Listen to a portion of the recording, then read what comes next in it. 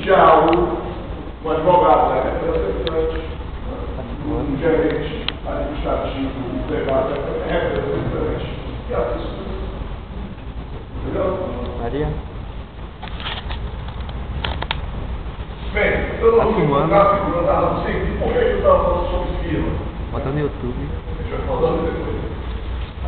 Porque, antigamente, era obrigado o representante ou o representante da empresa, quando fosse assinar documentos, qualquer papel da empresa, da sociedade, etc., ele assinar seu nome, vou tirar o nome, vira seu nome, virando, nosso nome, vou tirar o virando, em vez de colocar, vou tirar o virando, ou empresa tal, não, você obrigatoriamente tinha que assinar o nome Pedro Paulo Figueiredo de Companhia, com sua caligrafia.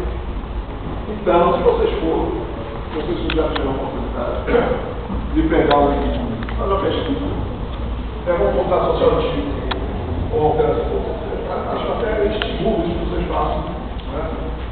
Façam isso nas associações comerciais, na junta comercial, se vocês puderem, ou amigos que tem uma cidade antiga que tem lá guardada, sei lá, vocês vão ver que as pessoas assinavam o nome da empresa. A pessoa assinava assim, assina o Pedro Paulo, o sócio Maria Aparecida. Quem deve Maria Aparecida assinar Maria Aparecida? A coisa fez luxo. Ela assinava Pedro Paulo. E ela tem assim, meio assexuada, né? Porque era uma mulher.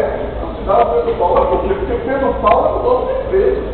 Então a firma que ele assinava, então existia, e alguns juristas vão por esse caminho. Contemporaneamente, as carreiras